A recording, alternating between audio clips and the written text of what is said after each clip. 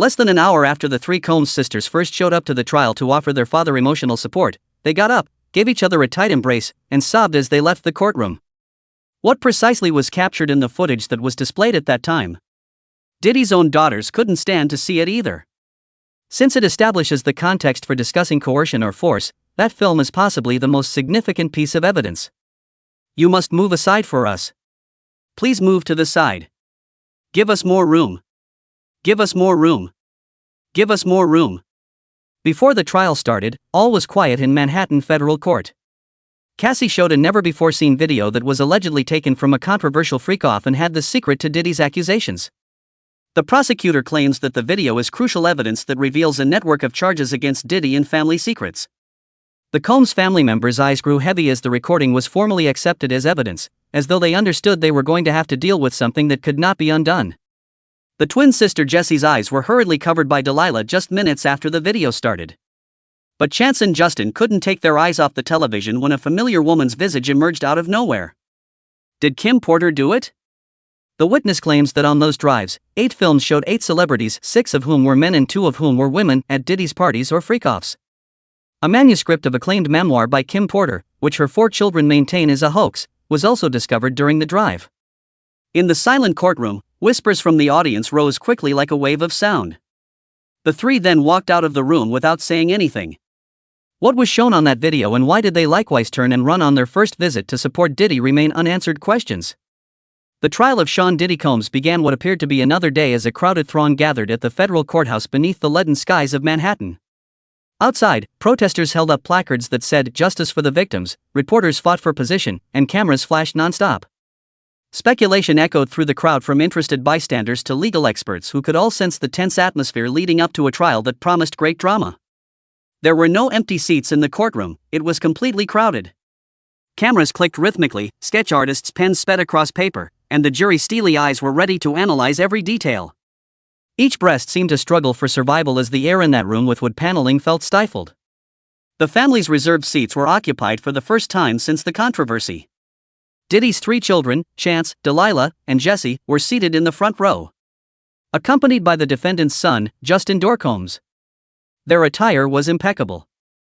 Their understated yet sophisticated clothing exudes an unexpected maturity.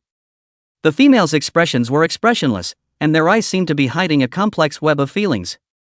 Chance answered the media's questions regarding their attendance in a composed yet determined manner. "Our purpose is to help our father."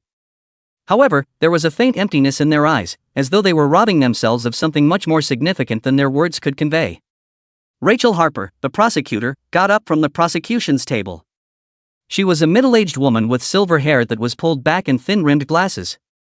Her voice echoed, purposeful but authoritative, like the steady drum beat announcing a significant occasion.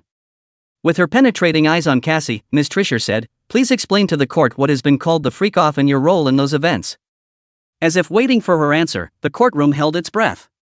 Cassie took a big breath and looked around the room, stopping for a moment to look at Alex. Sitting close by, his unwavering stare acting as a fulcrum. As though every word had been carefully considered, she pulled her lips together and spoke in a low but determined voice. "Got to know Sean around 2005. Was just signed to Bad Boy Records at the age of 19. He was a well-known figure in the music business and a strong man. He said he would make me a star and take me to the top. I didn't get stardom, though.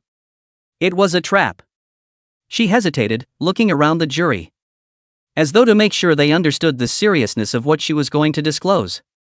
"He introduced me to what he called the freak-off around a year after we began dating. According to him, it was a means of relaxing and discovering new limits. However, it felt like a nightmare to me. It's so freaking off that I couldn't wake up." About a year during their relationship, Cassie claimed to have learnt about the freak-off from Sean Combs. "It's voyeurism," he said. Cassie said that the freak-offs were carefully organized events over which he had complete authority. He referred to it as voyeurism. "He liked to observe me with other people," she added, her voice trembling as she thought back to the painful experiences, "but it went beyond simple observation. He made all the decisions about what I had to wear, the lighting in the room, the acts that were performed, and even how much baby oil we had to use, so that our bodies might shine in a way that pleased him."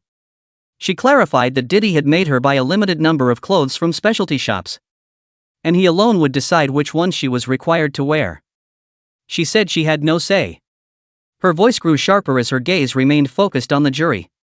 He would threaten me if I didn't comply, making me feel helpless and stuck. The direction of the connection will determine this. If anything is your secret and something you didn't want to reveal, then it's your secret. If you're harming people, I do think that karma exists. Cassie said the freak-offs were more than just short-lived events.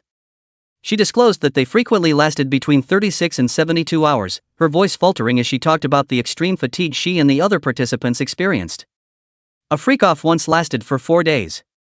Like a necessary part of my existence, they took place once a week. She described how she was forced to plan these gatherings. With her eyes downcast as though embarrassed by her behavior, she stated, I had to find people through platforms like Craigslist or professional services.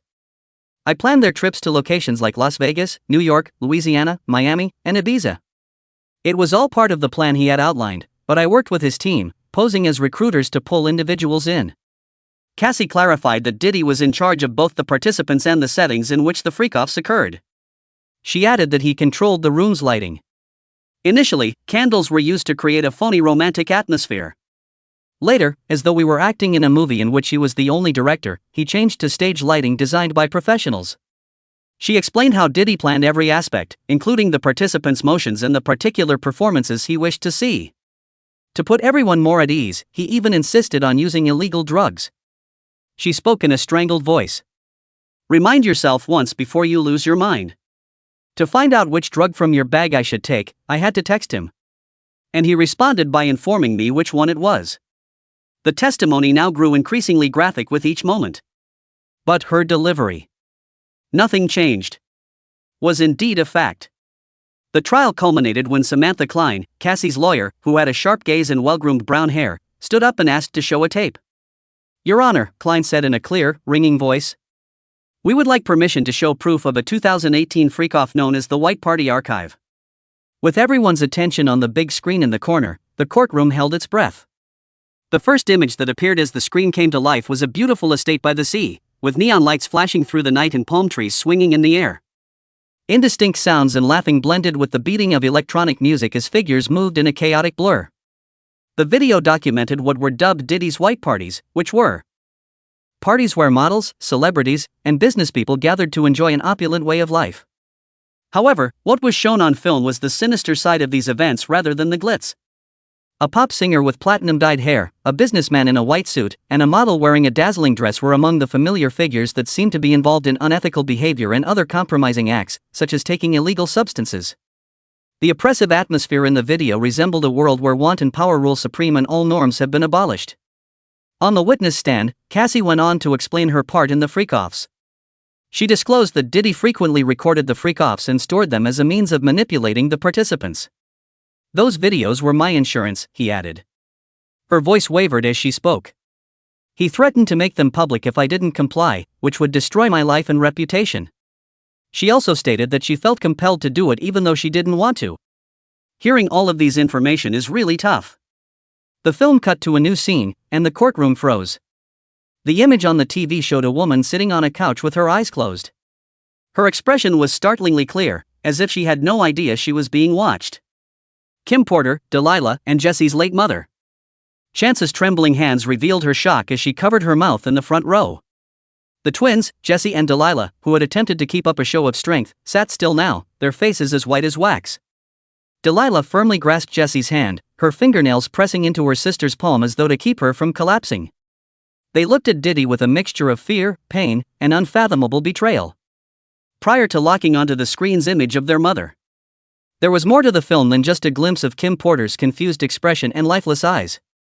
It was an accusation made in silence that exposed the depths of Diddy's deceptive scheme. Once renowned for her power and self-reliance, Kim seemed to have been pulled into a world where she didn't belong and was almost unconscious. Her appearance in the freak-off video sparked a deeper suspicion in addition to queries about her involvement in these events. Was pneumonia the official cause of Kim's 2018 death? Was it really an accident, or did someone step in to keep her from disclosing Diddy's secrets? They may have had a small argument or altercation, something went wrong, and Puff did his usual play fighting and pillow fighting, most likely smothering her. Unable to control himself any longer, Diddy punched the table and got up, his chair toppling back with a sharp scream. With his eyes burning hot and his voice scratchy, he yelled, "Stop the video now. I have kids here, therefore you can't do this." Jesse's suppressed cries, which were gentle yet piercing, cut through the air like a dagger, drowned out his outcry. With bloodshot eyes, Chance leaped to her feet, dragged her twin sisters, who were shaking, and hurried them out of the courtroom. The room trembled as the eerie cries of Delilah and Jesse reverberated from the corridor. With their eyes full of emotion, a juror bowed their head and covered their mouth with their palm. "This isn't just a trial, it's a tragedy," muttered a reporter in the back row as they shook their head. Delilah clutched to Jesse in the chilly courthouse hallway, seemingly attempting to calm the raw agony that had just flared. Warm memories of Kim Porter, the lady who had always protected and loved them, had been shattered by the sight of their mother on the screen, her empty, strange eyes. In the middle of life's storms, Delilah remembered the evenings when their mother sung lullabies, her soft voice a source of solace. With tears in her eyes, Jessie could only murmur, "Why was Mom there?" Unanswered, her inquiry lingered in the air, only to be met with agony and a growing mistrust of the parent they had once looked up to. The idea that Diddy, who had always claimed to love them above all else, would have lured their mother into a sinister world and possibly contributed to her demise was too much for either of them to handle. Miss Ventura was confronted by Diddy's lawyer, Victor Langston, a tall man with salt and pepper hair and a rolling thunder-like voice. He started staring at Cassie with a questioning expression. "You've spoken about these incidents as though you were a helpless victim. Let's think about the background, though. You secured a contract with Bad Boy Entertainment for 10 albums. You traveled the world, lived in opulent apartments, and went to lavish parties. Could it be that you voluntarily took part in these freak-offs to gain acceptance in Mr. Cohn's world?" Cassie hesitated for a second as his question hit her like an arrow. She drew power from Alex's presence as she inhaled deeply and briefly met his gaze. "No," Cassie said, her stare determined, her voice hardening. "I didn't make a decision. I was forced to do it. It wasn't a reward that I got. I had to pay that price in order to live. He was in charge of my friends, my career, and even my thoughts. I would lose everything if I didn't comply with his demands, so I had no other option." A couple jurors nodded quietly, their eyes displaying empathy as her words echoed through the courtroom like a proclamation. As if to entice Cassie into a trap, Langston continued, his tone dropping. "Have you ever worked with others, like Miss Kim Porter, to perform these freak-offs at Mr. Combs' request, Miss Ventura? Did you and Miss Porter like the lifestyle Mr. Combs offered as eager participants?" The courtroom shuddered at the question. Reopening the searing anguish the Combs family was trying to hide, the mention of Kim Porter, the late mother of Delilah and Jesse, was like a blade. Cassie's eyes flashed with agony as she shook her head. "No," she answered in a firm but shaky voice. "Kim and I weren't complicit, we were both stuck. The same system had us as its victims.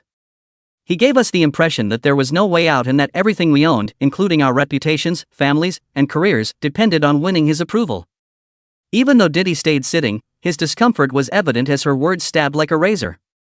His gaze darted to the vacant seats where his girls had sat, as though seeking some small comfort in their absence, and a finger drummed uneasily on the table. In addition to damaging Diddy's reputation, the release of the tape with Kim Porter and Cassie's incriminating testimony pierced his most vulnerable area, his love for Chance, Delilah, and Jesse. Diddy's girls, whom he has consistently declared to be the center of his existence, had to see their mother in a dead, hollow state, as though she were a victim of the world their father had created. The video's heartbreaking impact was highlighted by the girls' distress, which was shown through their weeping and rushed departure from the courtroom. Public skepticism was aroused by their attendance at the trial, which coincided with the release of the film. Why did Kim Porter's kids show up at such a delicate time? The coincidence fueled rumors that Diddy's devotion to his girls was the goal of a premeditated plot. Chance and Justin stayed calm, their icy eyes focused on Diddy instead of following their sisters, as Delilah and Jesse ran away in sobs. This behavior made many question whether they really believe in their father or if their stoicism belies a deep-seated skepticism and a willingness to face reality. The Combs family has long been depicted by the media as a model of harmony, particularly since the passing of Kim Porter, Diddy's soul binding, and his kids. However, Chance and Justin's attendance at the trial suggested a covert power struggle inside the family rather than being merely supportive. Unaffected by Kim Porter's ancestry, Chance and Justin's silent eyes held either loyalty or a crafty plan. The daughter of Chance Diddy and Sarah Chapman was raised on the brink of suffering. She was not Kim's child and floundered alone, lacking any fond memories of her mother. When Kim died in 2018, her kids held on to special memories, but Chance was left feeling utterly alone. Diddy was portrayed as a shadow amid the families. Intimate moments when Chance saw media images of him lavishing affection on Kim's kids. Diddy's eldest son with Misa Halton, Justin, had a steely determination. He molded himself into a shrewd, icy tactician, unfazed by grief. Justin learned Diddy's game and saw the Combs family as a chessboard of power. Enduring harsh trials and scandals that were kept under wraps to protect the family's reputation. Beneath his smooth exterior, those wounds made him a skilled player who was always ready to upset the balance. Instead of giving in to pain like Chance did, Justin sharpened his skills by adhering to the unwritten rules of the family from an early age. Instead of feeling envious, he learned to read Diddy after witnessing Kim's kids revel in a mother's love he had never experienced. As a father, Diddy loved and challenged his kids, especially Justin, with cryptic assignments and intense rivalries. Diddy suppressed rumors of Justin's scandals in order to preserve their reputation. Justin became a shrewd strategist as a result of those concealed wounds, constantly waiting for the opportunity to change the course of the game. It was no accident that Chance, Delilah, and Jesse attended the trial. According to rumors, Diddy had made it clear that no family members were allowed to go, a premeditated move to protect his reputation and spare his kids from heartbreaking disclosures. Onlookers were taken aback by the three daughters' appearance when they joined Justin and Janice in the front row. Why did Kim Porter's children, who had always obeyed their father, disobey his orders and show up on the day that a damaging video was released? There were rumors that Chance and Justin, both with their own goals and scars, had secretly planned to face Diddy, their true intentions unknown. With his keen sense of intuition, Justin had long seen Chance's weakness. He recognized the secret to inciting a rebellion in his sensitive sister, who was plagued by feelings of desertion. In the months preceding the trial, Justin spoke to Chance as a source of skepticism rather than as a consoling brother. "Have you ever pondered the true identity of your father?" In a low, penetrating voice, he questioned in a private talk.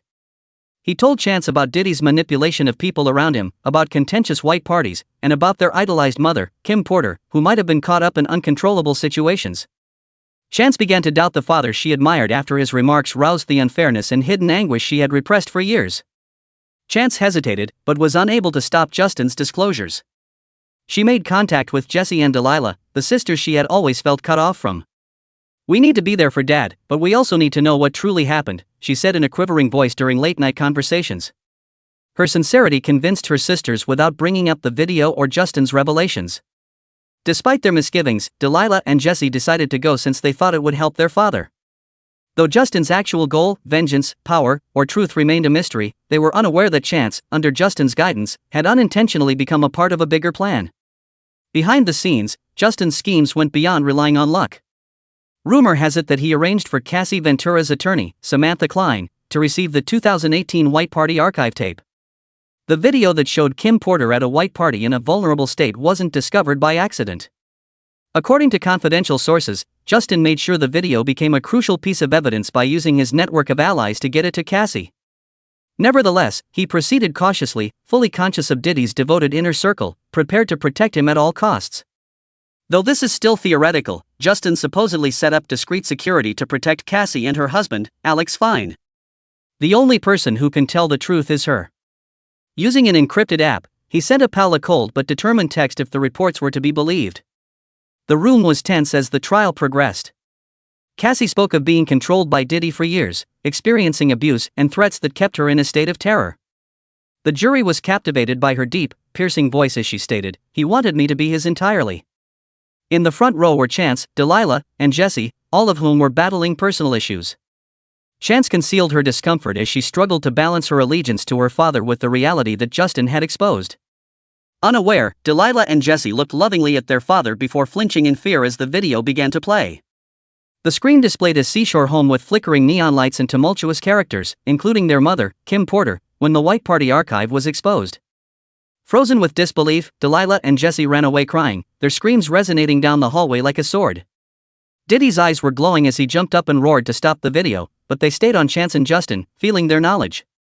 Chance met her father's stare with a steely visage and unwavering eyes that demanded answers. Justin stood unfazed by Diddy's anger, his arms folded and his gaze frigid. As his father's empire faltered under the weight of revealed secrets, a terrible sense of joy blossomed within him.